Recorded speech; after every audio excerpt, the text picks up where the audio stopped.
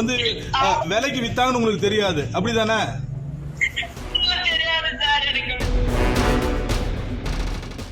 கடந்த ஜனவரி 4ஆம் தேதி கிருஷ்ணகிரி மாவட்டத்திலிருந்து மலேசியாவிற்கு டிபார்ட்மெண்ட் ஸ்டோருக்கு வந்து வேலைக்கு அழைத்து செல்வதாக சொல்லி மாதம் 30,000 சம்பளம், அதனால் டிபார்ட்மெண்ட் ஸ்டோரில் வேலைன்னு சொல்லி இங்கே இருக்க திருப்பத்தூரை சார்ந்த புரோக்கர்களாக செயல்படுகின்ற முகமது அலி என்பவரும், சென்னையை சார்ந்த புரோக்கராக செயல்படுகின்ற முத்து என்பவரும் மலேசியாவுக்கு அனுப்பி வைக்கிறாங்க.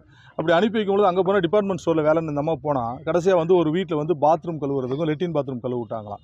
அதுக்கப்புறம் அந்த அம்மா கதறி அழுகுது. ஒரு வாரமாக தொடர்ந்து வந்து அதனுடைய தம்பிகளுக்கு இங்கே வந்து சேலத்தில் இருக்கிற அவங்க சகோதரிக்கும் அதே வந்து கிருஷ்ணகிரியில் இருக்க அவங்க உடன் பிறந்த சகோதரருக்கும் ஃபோன் பண்ணி அழுகிறாங்க.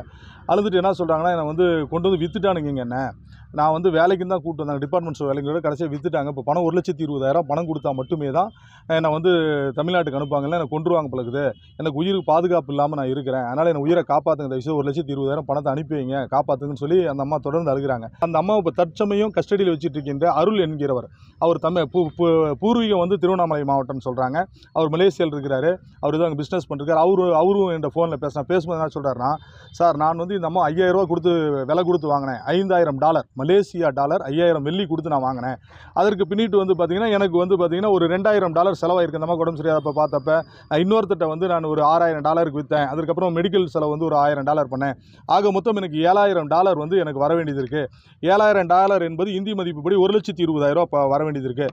அந்த 1,20,000 பணத்தை என்கிட்ட கொடுத்துட்டாங்கன்னா நான் இந்த அம்மா வந்து தமிழ்நாட்டுக்கு அனுப்பி வச்சிருவேன். எனக்கு பணம் கொடுக்க நான் எப்படி சார் அனுப்ப முடியும்? அதனால் வந்து பார்த்திங்கன்னா நான் என் பொண்டாட்டிக்கும் எனக்கும் தகராறு, நான் ஒரு ரூமில் வச்சுருக்கேன், என் பொண்டாட்டி அந்த ரூமை பூட்டி வச்சுருக்கீங்கன்னு கேட்குறாங்க அப்படின்னு வந்து அவர் என்கிட்ட சொன்னார். நானும் அவர்கிட்ட கேட்டேன், வாட்ஸ்அப் காலில் தான் என்கிட்ட வந்து சொல்லும்போது நானும் அவர்கிட்ட கேட்டேன், ஏங்க பூட்டி வச்சு அடைச்சி வச்சுருக்கீங்கன்னதுக்கு இல்லை சாத்தி வச்சுருக்கிறோம், அதை வந்து என்னுடைய மனைவி கேட்குறாங்க அப்படின்ற மாதிரி அருள் என்கிறவர் சொன்னார்.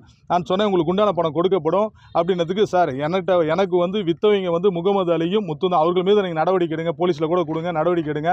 ரெண்டாவது வந்து முறைப்படி அந்த அம்மா அனுப்பப்பட்ட டூரிஸ்ட் விசாவில் தான் அனுப்புனாங்க, அந்த டூரிஸ்ட் விசா காலமும் முடிஞ்சு போச்சு என்கின்ற தகவலை என்னிடம் அருள் சொன்னார். ஆகவே இதற்கான நடவடிக்கை எடுக்கப்பட வேண்டும். நம்ம புரோக்கராக செயல்பட்டு அதாவது ப்ராப்பரான விசா இல்லாமல் டூரிஸ்ட் விசாவில் அனுப்பிய திருப்பத்தூரை சார்ந்த முகமது அலி என்பவர் மீதும், சென்னையை சார்ந்த ஒரு அலுவலகம் வைத்து செயல்படுகிற முத்து என்பவர் மீதும் நடவடிக்கை எடுக்க கோரி டிஐஜி மேடத்தை பார்த்து மனு கொடுத்துருக்கோம். உரிய நடவடிக்கை எடுக்கப்படும் என்று சொல்லியிருக்கிறாங்க. உடனடியாக தொடர்பு கொண்டு கிருஷ்ணகிரி எஸ்பி அவரிடம் பேசியிருக்காங்க. உரிய நடவடிக்கை எடுத்து மகேஸ்வரி அவர்களை தமிழகத்துக்கு மீட்டு வர வேண்டும் என்பது. அவங்க 1,20,000 வாங்கி வித்துருக்காங்க. அந்த காசை கொடுத்து இவங்க வாங்கிட்டு மறுபடியும் வாங்கிட்டு வந்துட்டாங்க. உங்க வித்தது யாரு, வாங்கினது யாரு? வித்தது யாரு? திருப்பத்தூர்காரர் வந்து என்ன கொண்டாந்து முத்துன்றவங்க கிட்ட கொடுத்துட்டாங்க. அதான் திருப்பத்தூர்காரனா முகமது அலியா? முகமது அலியா? திருப்பத்தூர்காரனா முகமது அலி? முகமது அலி வந்து என்ன கொண்டாந்து முத்து கிட்ட கொடுத்துட்டாங்க. முத்துன்றவங்க கொண்டாந்து விஜயாம்மா கிட்ட கொடுத்துட்டாங்க. விஜயாம்மா கிட்ட இருந்து இவரு அருள் எடுத்துக்கிட்டாங்க. இது பூரா வந்து இவரு கதிரன்றவங்க தான், கதிரை இவங்க 2 பேர் தான் எடுத்துக்கிட்டு. இப்ப அருளும் கதிரும் தான் எடுத்திருக்காங்களா? அருளும் கதிரும் இப்ப எடுத்திருக்காங்க. கதிர அருள் தான் என்ன கூப்பிட்டது. இப்ப எவ்வளவு அவங்களுக்கு 1,20,000 கொடுத்தா அவங்க அனுப்பிடுவாங்களா? 1,20,000 இப்ப வந்து பர்மனெண்ட் போடாம டூரிஸ்ட் விசான்னு தான் போட்டு அனுப்பிச்சுக்கிறாங்க. அந்த பர்மனெண்ட் போடாததுக்கு ஃபைன் கட்டணும், டிக்கெட் போடணும். இதெல்லாம் போட்டா நான் உயிரோட வரும், இல்லைன்னா நான் உயிரோட வர மாட்டேன்.